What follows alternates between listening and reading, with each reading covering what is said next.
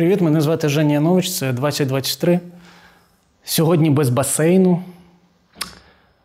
Ми в Миколаївській області, Снігурівка. Це школа. І це дуже іронічно, тому що в дитинстві школярем я завжди думав: Господи, хоча б цю школу знесли, я більше сюди ніколи не ходив. Це не моя школа, але я думаю, ви прекрасно бачите, що зараз сюди ніхто не ходить. І не тому, що зараз літні канікули. В цю школу прилетіло 2 ракети С-300. І я думаю, всі прекрасно розуміють, що щоб зробити ремонт, не вистачить старих перевірених зборів на штори. Тому сьогоднішній випуск 2023 присвячено освіті.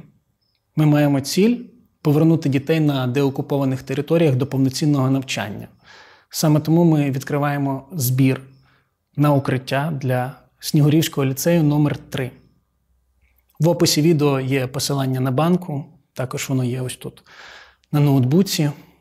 І знаєте, моя перша вчителька Алла Аркадівна казала цю банальну фразу: «Янович, розкажи всім, разом посміємося». Я хочу вам сказати, розкажіть всім, разом допоможемо. Поширюйте це відео. 2023. Ми починаємо. 2023.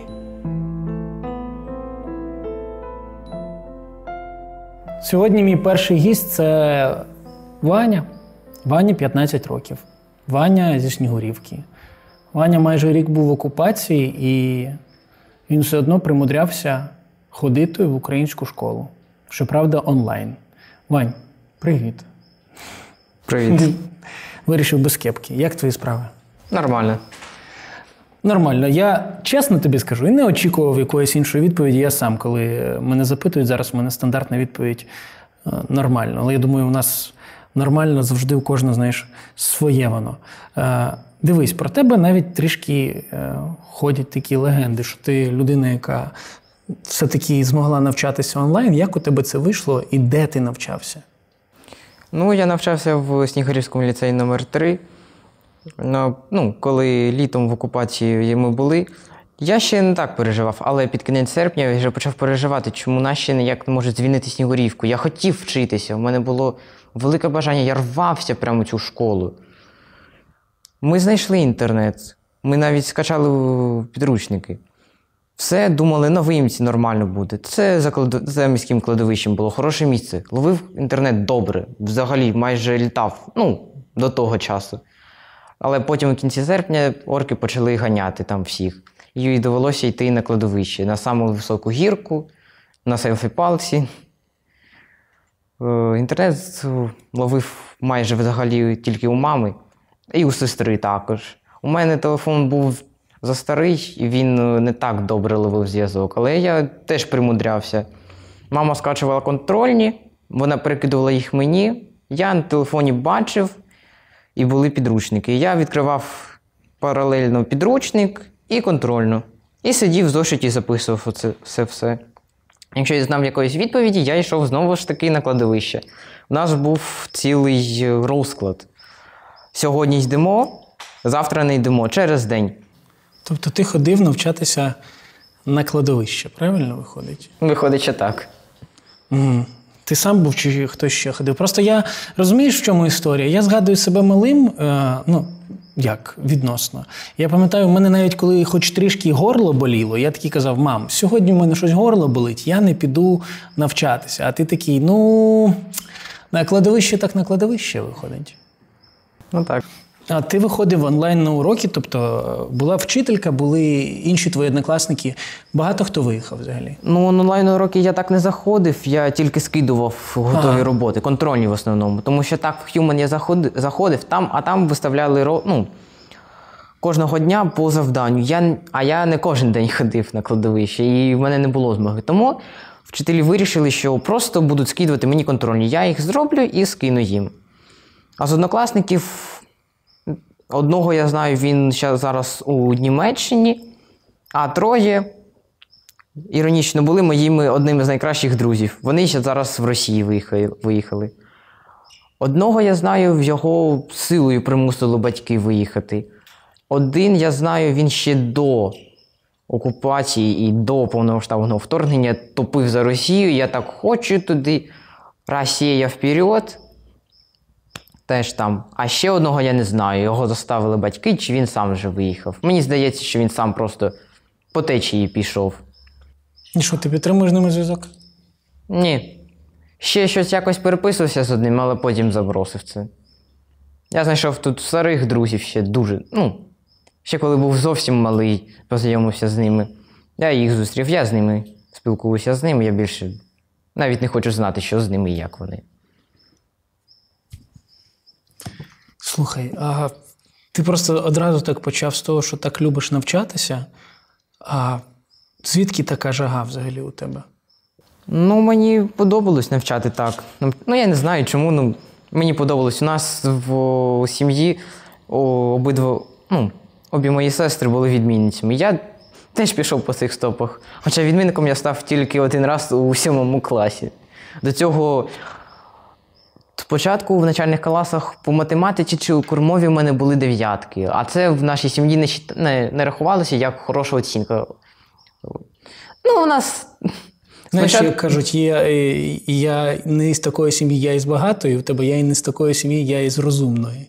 9 – це погана оцінка була. Не те, що погано, але це не можна було вважати табелі, що він повністю як на відмінника. Потім біологія, ще якісь предмети в мене хромали. Але в 7 класі я нарешті добив і зміг стати відмінником. І 9 клас, який я вже закінчив, теж з червоним атестатом. Мені здається, після того, як ти ходив навчатися на Могилки, не було права у людей просто не дати тобі червоний атестат. Слухай, а чим зараз влітку займаєшся? Відпочиваю, з батьку допомагаю, заробляю гроші собі, якраз на комп'ютер накоплюю. Серйозно? Так. А допомагаєш, тобі тато за те, що ти там йому щось допомагаєш, просто виділяє якісь кошти, чи як це відбувається? В нас платять не погодинна оплата, а зробили роботу, дається зарплатня. Ага, це нормально, так. А що ви робите? Електрику, сантехніку та зі знайомими в основному ремонт робимо. А сантехніку, електрику ми можемо і вдвох там. Ми тишимося, так сказати. І ти робиш електрику, правильно? І електрику, і сантехніку, так. Що там знаю, приблизно однаково. Фізика, слухай, все-таки. Так. Тобто можна тебе запросити, якщо що, ти, наприклад, дивись, мені соромно на твоєму фоні, за багато аспектів. Тобто ти розетку можеш вдома там скрутити, поставити, все як треба. Так, це як 2 пальці в асфальт. Чули? Просто, щоб ви знали, що, якщо що, навички, які бувають. Я просто дуже сильно дивуюся тому, наскільки ти зараз так, знаєш, багато розповідаєш про те, чим ти займаєшся, як ти займаєшся. А комп'ютер ти хочеш купити для... І для навчання, по-перше, а ігри це вже буде як додатково більше. Все ж таки навчання зараз, особливо останні 2 роки школи, треба просто пахати мені, щоб вивчитися. І не те, щоб я був знову відмінником, в мене була золота медаль. Мені більше знання потрібні, щоб були в макітрі. На оцінки мені... Раніше я так з оцінками гнався, як скажений пес. А зараз я вже розумію, що оцінки – це оцінки та й оцінки. Головне – знання. Хотів тебе запитати, під час окупації в якісь чат-боти скидали інформацію? Моя мама, коли ми дізналися, що орки переїхали на бурсу, це, бурса, вона написала дядьку, що вони переїхали в бурсу. Чат-боти ми інформації так мало знали, але це ми сказали. Через тиждень, навіть менше, ми дізналися, що туди прилетіло щось. Ага, наші щось туди. А так. Дядьку написала, це твій дядько? Так. А він служить? Служив. До 8 жовтня. 22-го року. Це твій рідний дядько, правильно? Так. Угу. Дивися, я не був в окупації. В мене ніхто з близьких не загинув. Я не знаю, як починити розетку. На відміну від тебе. Скажи, будь ласка, мені, якщо це ти взагалі розумієш і, як ти це бачиш, що для тебе ось це все, ця війна, як ти її бачиш для себе? Те, що Росія напала на Україну, просто через те, що вони живуть там, вони живуть хуже, ніж ми. Їм таке відчуття, що їм просто не вистачає чогось. Хоча вони самі, в них є ресурси, вони все можуть зробити. В них просто не вистачає мізків. В Україні мізки є. Тому в нас і така країна чудова. Але в когось мізків немає, хоче забрати. А мізки треба тільки власним досвідом і роботою. Тільки так можна, щоб мізки працювали. Ваня, ти дуже-дуже сильна і розумна дитина. Я коли тут казав слова на початку, я думав, ми сядемо і будемо спілкуватися, і ти будеш сором'язливо відповідати. Нормально. Але ти дуже-дуже багато тим, що зараз розказав, дав мені надії величезної. Я вважаю, що ти дуже сильна людина, яка заслуговує на те, щоб у неї все було добре. Я тобі бажаю, щоб так і сталося. Дякую. Дякую тобі величезно.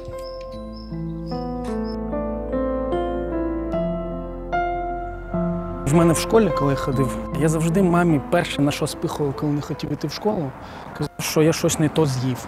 Ви взагалі як зі школи любили ходити?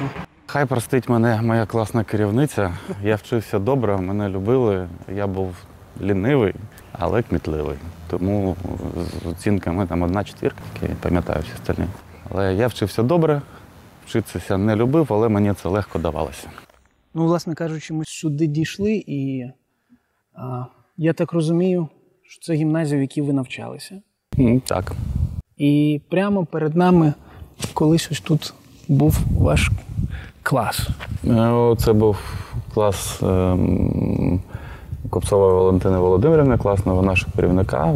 Я закінчив школу у 97-му чи 8-му. 8-му. А вона продовжувала тут працювати, продовжує. І це її був постійний кабінет всі ці роки. Угу. Тобто так, цей кабінет був нашого класного керівника, де наш можна рахувати на той час.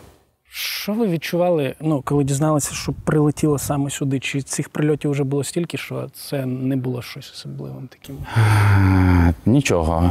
Люди звикають до всього, тому що прилетіло сюди, прилетіло в університет, де я навчався, прилетіло на роботу, прилетіло двічі по моєму дому, де я раніше жив в примірному часі.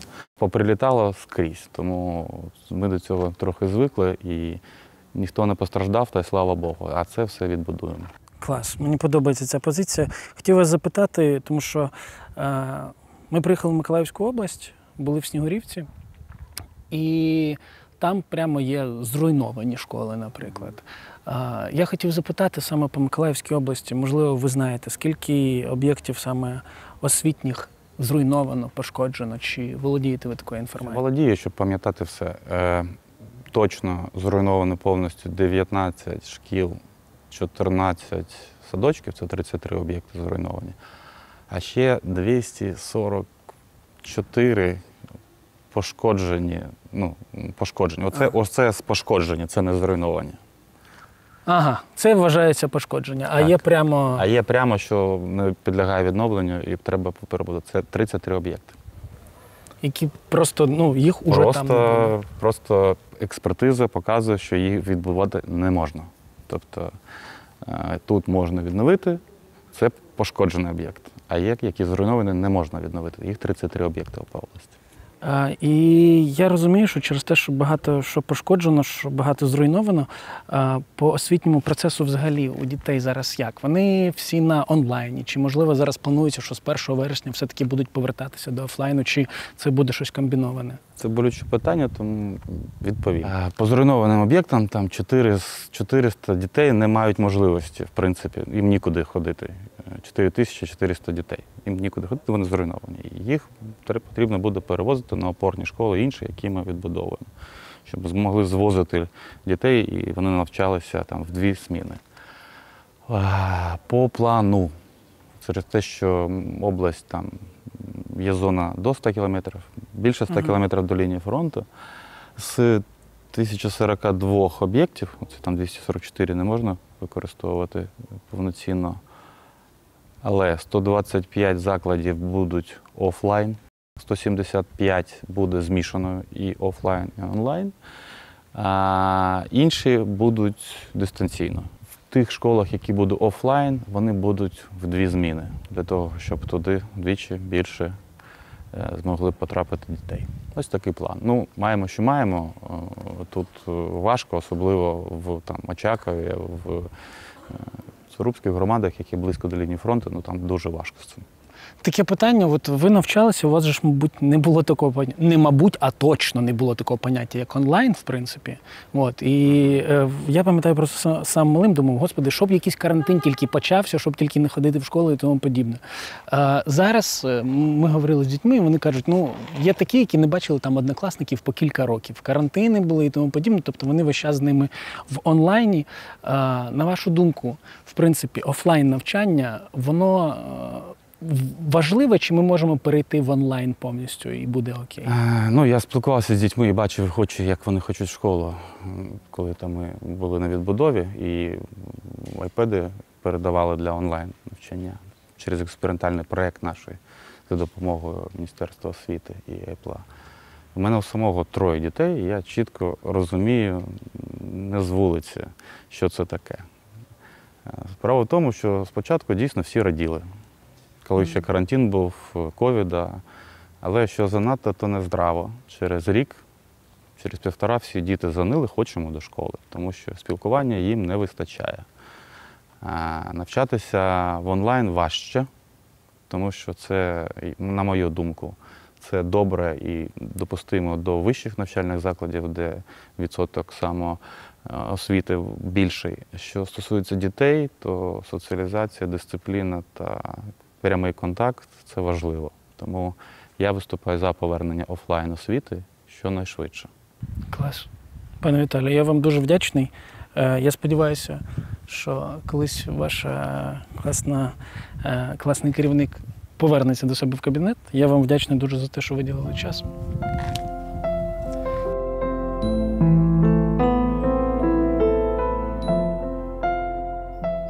Зараз поруч зі мною людина, яка в окупації змогла організувати навчання за українською програмою більш ніж для 40 дітей. Зараз вона директорка ліцею, в якому ми знімаємо цей випуск. Це Вікторія Логвинівна. Пані Вікторія, добрий день. Добрий день. Я вже не буду питати, як ваші справи. Ми були у вас вчора, я наслухався. В мене досі, мені здається, щелепа трішки не стала правильно на місце після цих історій.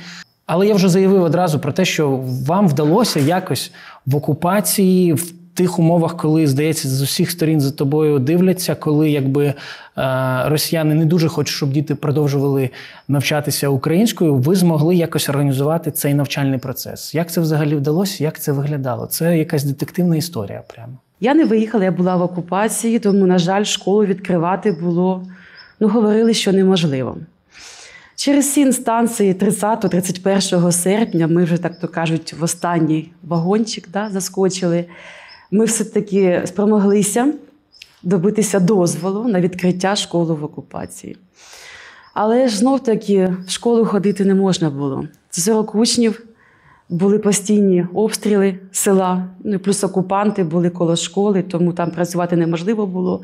А в окупації нас було 3 вчительки. Ми склали розклад, вивчили графік руху російських солдат для того, щоб з ними не пересікатися. І таким чином ми вдома займалися з дітьми. Тобто до вас приходили безпосередньо додому діти, і ви їм викладали? У нас був окремий розклад, не зовсім такий, як шкільний розклад. Ми це навіть не називали уроками, ми називали це консультаціями. Для того, щоб в село не вийшов сам звук, саме слово уроків навіть вдома. І ми думали, щоб не дійшло до окупантів, ми проводимо наче як консультації. Але то були уроки. І ось так діти, батьки їх приводили, батьки їх забирали. Якщо були обстріли, то, звісно, ніяких консультацій не проводилося. Вони проводились тільки в більш-менш спокійний час. Знов-таки в будинку, що в мене, що в інших двох моїх вчительок, були кімнати, які ми називали бункерами. Тобто це там, де можна було сховати дітей на всяк випадок. Але, слава Богу, нас минуло це все. Під обстріли наші консультації не попали, всі живі, цілі, здорові. І діти наші навчилися. Ми не прогавили цей час, а потім нас деокупували в листопаді, і діти приступили далі до навчання, ніби як так це і було, як так і мало бути. А ви сказали просто 30-31 серпня нам вдалося отримати дозвіл. Це звучить, тобто вам потрібно було подавати кудись запит для того, щоб... Так. Під час воєнного стану дозвіл на організацію освітнього процесу дає військова адміністрація. А як ви це передавали? Це, ви в окупації? Куди це відправляється? Як це відправляється? У нас недалеко від мого дому є смітник. І це був мій пункт зв'язку. О 4 ранку там з'являвся хоч такий з невеликою швидкістю, але все-таки то був трошки інтернет. Тому друкувати можна було, роздруковуючи з допомогою генератора, працював ноутбук, принтер, клопотання роздруковувалися, потім робилося фото із документів, з фото робили скріншот, бо то займає менше пам'яті, його легше було надіслати. І о 4 ранку виходиш на пункт зв'язку, на той смітничок. Там було таке одне конкретне місце, де можна було покласти телефон, і звідки можна було щось по WhatsApp надіслати. І ось так я надіслала голові ОТГ, яка тоді у нас була в нашій Снігурівській ОТГ. Я переслала їй це повідомлення, а вона вже далі його надіслала до Баштанської адміністрації, і ми отримали дозвіл. Ми тільки що слухали історію Івані про те, як він навчався на кладовищі, відправляв там ви біля смітника. Я хотів запитати вас, а хіба не було легше не робити цього? Чого ви це робили? По-перше, це наші діти. Як їх не навчать? Ми не знали, скільки це буде тривати, але ми сподівалися, що це буде ось-ось. От ми розпочнемо, і зараз нас звільнять, і ми продовжимо вже нормальне навчання. Ми сподівалися, що ось, дочекалися осінніх канікул. Думаємо, все, зараз канікули пройдуть, і це вже буде Україна в нас. Ми майже вгадали. Канікули закінчилися в кінці жовтня, а з 11 листопада на селі були ЗСУ. Тобто, ми майже ми вгадали той час нашого звільнення. І тоді вже, якщо чесно, тиждень ми трошки не навчалися, у нас були інші канікули, бо коли ЗСУ зайшли, ми були такі раді, ми хотіли їх нагодувати, пригостити там домашніми пиріжками, голубцями, борщом і так далі. Тому то був такий вимушений тиждень канікул у дітей, а потім ми вже продовжили звичайне дистанційне навчання, як воно і мало бути. Я знаю дуже багато історій про те, що під час окупації навчальні заклади – це також те, де росіяни багато що крадуть, заселяються в школи, вони там наводять максимальний бардак і тому подібне. Як я розумію, ваша школа стояла плюс-мінус нормально. Вона стояла, але завдяки нашому колективу. Ще на початку квітня ми вже були в окупації. Моя технічка чергувала коло школи, бо ми так тихцем причерговували. І от працівниця Оксана приділялась за школою вдень, прибігає, кричить: Логвинівна, в школу, як вам сказала, лізуть русські. Тобто вони підігнали свою машину до шкільного гаража, у нас є шкільний автобус. Це був взагалі жах, бо шкільний автобус на диспаливі. Я думаю, це для них була б така ласий подаруночок, якби вони його знайшли там. І вони виламували двері, хотіли зайти в школу через аварійний вихід, він так був збоку. То я, не роздумуючи навіть ні хвилини, як була вдома, так і побігла рятувати ту школу. Вдома? Можна говорити, як є. У нас не було світла, його не було то взагалі 10 місяців і 8 днів. На той час це вже було місяць десь без світла. І я переробляла м'ясо, я з нього робила тушкованку. Тому і руки були не зовсім чисті, ви розумієте, що це м'ясо, тобто кров, да? Така я і побігла в ту школу. В крові, я так розумію. Така в крові, тітка побігла. Захищать школу. Захищать школу, так. Звісно, солдати вони були повністю закриті, у них було обличчя, лише були очі. Троє стояли біля цих дверей, які вони намагалися взламати. Я почала кричати, що стойте, не ламайте. І один підняв так руку, ніби Машка це була, я не знаю. Такий жест, підняв руку він, і ті двоє також зупинилися. Тобто школу ламати перестали, але ж я ж бачу, що машина, яку вони попередньо, як вони називали це, отжали у нашому поспі, я ж то її знаю, цю машину, все-таки вона припаркована біля шкільного гаража і прямо на в'їзді біля самих шкільних ворот. І почала вести з ними перемовини, що як ви смієте, ви такі солдати, а ви лізете в дитячий заклад. А вони говорять, їм треба розміститися. Тоді я їм сказала, що якщо ви тут будете жити, сюди буде прилітати. Ви лічно будете здавати цю позицію? Така ж не сказала, але ж подумала. І кажу, сюди буде прилітати, школу розіб'ють, і її тут просто ніколи ніхто вже не побудує, бо це маленьке село, невеличка школа, і тому треба було якось її рятувати. Я спілкувалася на хвилин 15. Не з першої хвилини мені вдалося їх вмовити, але потім оцей, що стояв попереду, він взяв рацію, щось комусь передав далі, і та машина від'їхала від шкільного гаража. То я зрозуміла, що в машині був ще хтось. Тут було троє, скільки було в машині, я не знаю, я їх не бачила. Машина стояла ззаду. І потім він мені сказав, що ми обіцяємо, ми вашу школу трогати не будемо. То я їм сказала, що їдьте додому, вас тут не чекали, ні війни, ні вас, ні визволення. Їдьте додому. І все. Додому тепер вже я, а вся вулиця мене чекає, бо всі ж, це був просто шок. Ось сусіди стоять і чекають, що я зараз скажу. Кажу, тому все що добре. Логвинівну від переробки м'яса відірвали. Ви що, це ж страшна справа. Зірвали консервацію тушонки. Да. Нічого, зробили до сих пір, її ще не з'їли. Але попередньо ми ще розуміли, коли тільки окупація починалася, що школи можуть зайти, а школа хоч і маленька, у нас дуже вона оснащена технікою. Всі класи були з комп'ютерами, з інтернетом, і або плазма, телевізор, або мультимедійна дошка в школі, в нас в кожному класі було. І тому ще до цих усіх їхніх проникнень ми знайшли одну кімнату в своїй школі. Це була кімната для зберігання зброї колись дуже давно, а потім це такий був міні-архів. Але ця кімната, вона була без вікон, тобто в разі прильотів там мінімум буде пошкоджень, і там були металеві двері з таким навісним китайським замком. І тому ми всі комп'ютери, ноутбуки, плазми, то все знімали і ховали туди. Але коли ми зняли наклейку із написом для збереження зброї, щоб це ж взагалі, туди тільки зразу ж і зайдуть, виявилося, що за такий тривалий час букви перебилися на самі двері.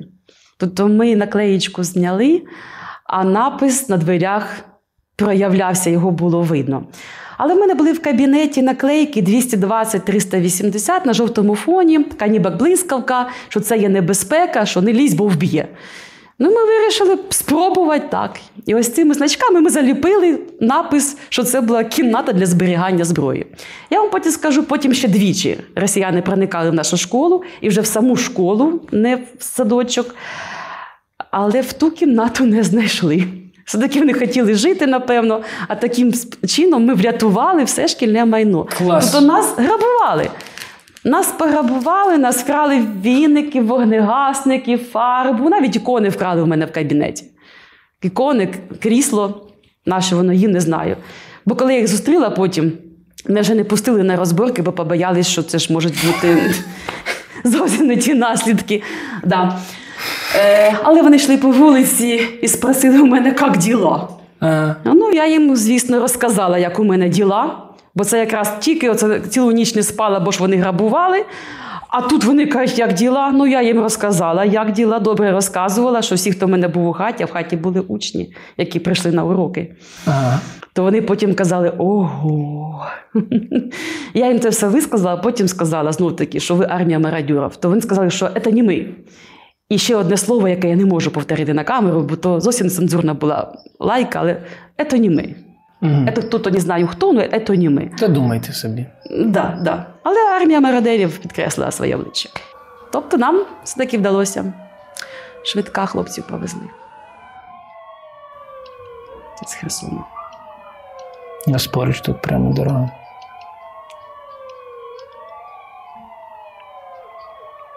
Часто вони приїжджають тут? Херсон, фронт. Угу. Тут таке буває. Стабілізують поранених. Пані Вікторія, я слухаю від вас зараз історії як від лідерки, як від вчительки, як від директорки, як від відповідальної громадянки своєї країни. Але ви ще й мама. Так. Ви мама дівчинки, яка в окупації закінчувала 11 клас. Так, на жаль, останній дзвоник у моєї доньки пролунав 23 лютого. Це був дійсно її останній дзвінок. Не тільки її, а всіх її однокласників. О 15:15 урок інформатики закінчився останнім дзвінком для всіх учнів нашого закладу, а особливо для випускного класу. І ми сьогодні, коли вранці приїхали, ми тільки з вашою дочкою познайомилися, вона тут була, і я б дуже хотів би її зараз сюди запросити. Лєр, можна, будь ласка, тебе до нас також? Тільки обережненько, будь ласка, тут заходь. Привіт. Привіт. Бачиш, мама так навіть драматично трішки сказала, що в тебе останній дзвоник був 23 лютого. Але я знаю, що насправді так вийшло, що ти навіть вже закінчила перший курс.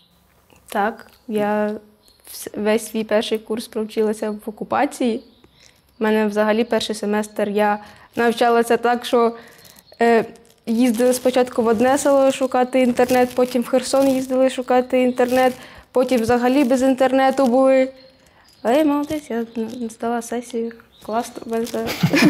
А як у вас вийшло в окупації вступити до вузу, ще й українського?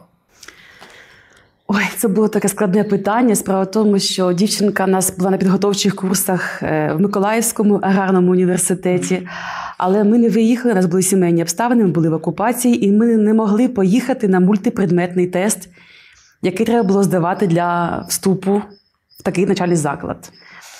І вже в кінці липня, 26 липня.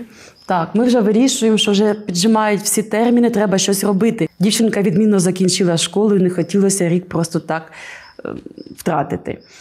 І тому ми вирішили їхати в Херсон, бо виїзд у нас був лише до окупованого Херсону. Для студентів, для абітурієнтів, які є на окупованій території, можливий вступ був без мультипредметного тесту, але треба було пройти онлайн-співбесіду, з результатами якої можна було вступити до Херсонського аграрно-економічного університету. Нам навіть надали цю програмку, який там був перелік тем і так далі. Але знов-таки вдома ми не могли навіть пройти цю онлайн-співбесіду, бо не було інтернету. Той зв'язочок, що був о 4 ранку, це зовсім не те, щоб вийти на відеозв'язок для проходження співбесіди. І запитали мені в університеті в самому, чи можна приїхати до вас, щоб підключитись до Wi-Fi і таким чином здати це тестування в онлайні. Нам сказали, добре, назначили нам дату здачі і так далі. Але, на жаль, коли ми поїхали другий раз, їхали ми з пригодами, блокпост Херсонський. Окупанти перевіряли телефони, і з нами їхала ще одна дівчинка, яка також хотіла вступати, це Лєрина однокласниця. І вони в неї в телефоні знайшли український телеграм-канал, який їм не сподобалась його назва, а там була зі словом Ахмат. Там важливо друге слово яке? Можна говорити. Ахмат Залупа називалась. І вони сказали, бо машину перевірили, наче все норм, документи норм, а в телефоні ось такий був телеграм-канал. І тоді вони сказали, зовіть чеченців, зараз будемо розбиратися. Тоді ми подумали, якщо чесно, що це взагалі наш останній візит будь-куди, і що це, можливо, взагалі, це вже Останні все. Хвилини Останні життя. хвилини, так. Да. І я сиджу і думаю, Боже, просить їх, а що я буду просити? Ми їдемо вступати в український вуз. Ну, якось так все-таки нам вдалося випроситися в цих окупантів. Нас випустили з того блокпосту.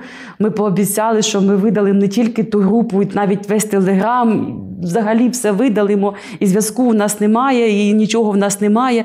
Там дійсно, там давно вже не було оновлень, бо нема ж інтернету. Але от такий канал мав існування. Але коли ми приїхали в університет, нас чекала друга пригода. В головному корпусі вже був інший прапор, не наш, а триколор. І там вже були інші співробітники. Але нам все-таки підказали звернутися в гуртожиток. Назвали пані Оксану, Оксана Іванівна. Ну так ми знайшли цю Оксану Іванівну. І вона нам тихенько завела нас в кімнату в гуртожитку, попередила, що тут проживала дівчинка на ім'я Аня. І якщо зайдуть російські вартові, то ви скажіть, що ви Аня, і ви приїхали забирати звідси свої речі. І отак ми в цій кімнаті, нам надали Wi-Fi, ця пані Оксана роздала свій Wi-Fi, в неї там ще працював тоді український якийсь там інтернет-провайдер.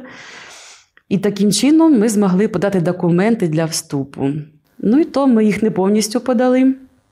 А потім зайшла пані Оксана і каже, вам треба звідси вже йти. Якось там уже годині, вже було...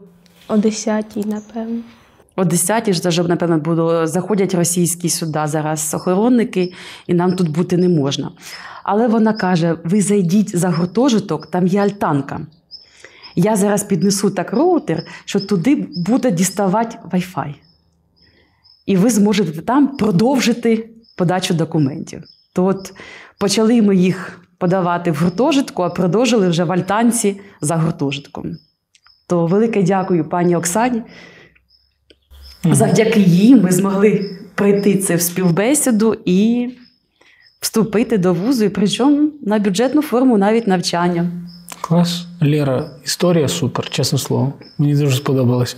Кльово. І з такими пригодами, тобто в Херсоні десь залишалися люди, які все одно там нібито працювали. І я так розумію, це скрізь по всіх населених пунктах, які були окуповані, все одно можна було якийсь зв'язочок, ланцюжок знайти. Так, справа в тому, що люди в окупації, нас 2-3 березня через село ми ще не були окуповані тоді.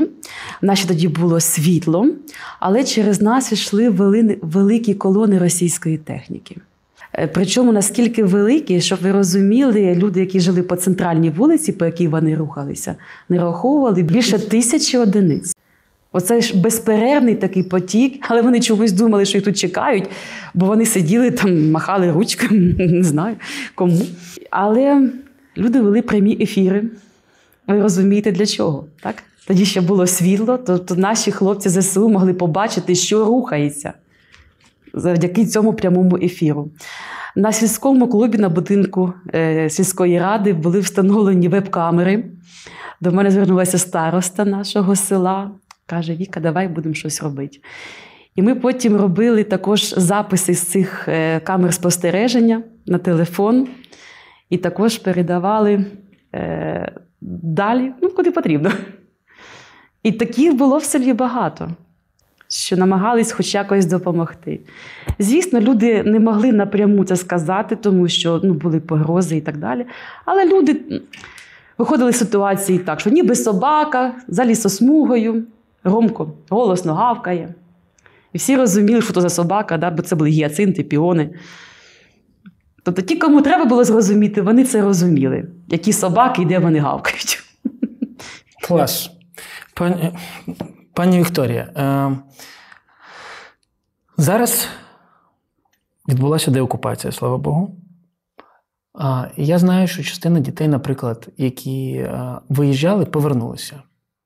І ви розповідали те, що ви проводили тест про те, чого ж бояться діти, і що є велика різниця між тими, хто лишався під окупацією, і між тими, хто виїжджав. Я проводила такі, не тільки я, а інші мої колеги, невеличкі психологічні хвилинки розвантаження і так далі. А для цього, щоб їх розвантажити, щоб зняти цю тривожність, зняти стрес, треба було з'ясувати, наскільки високий рівень цієї тривожності, страху. І тому знайшли різні тести психологічні. І от ви знаєте, результати були вражаючі. Неприємно вражаючі. Значить, є велика різниця між тими дітьми, які виїхали. Да, вони навіть плакали при розповіді, вони розповідали, що коли вони виїжджали, потрапляли під обстріли. Це не було безпечного виїзду на села, нас не було взагалі зеленого коридору, евакуаційного якогось коридору. І ці діти, які виїжджали за оціми тестами, вони мають страх перед обстрілами, мають страх втрати і так далі. Але що страшне, це те, що ті діти, які залишалися в окупації, які жили під обстрілами, бо обстріли були дуже часті, дуже. Якщо зразу вони були тільки вночі, так приблизно о 12-й ночі, у нас такі вітальні слова були, наче на добраніч було о 12-й. Ті діти, які лишились в окупації, які її пережили, вони втратили почуття страху. Це ненормально. За цими тестами виявилось, що вони мають страх перед тваринами. Вони бояться гусей, собак, ну, там хто що, да?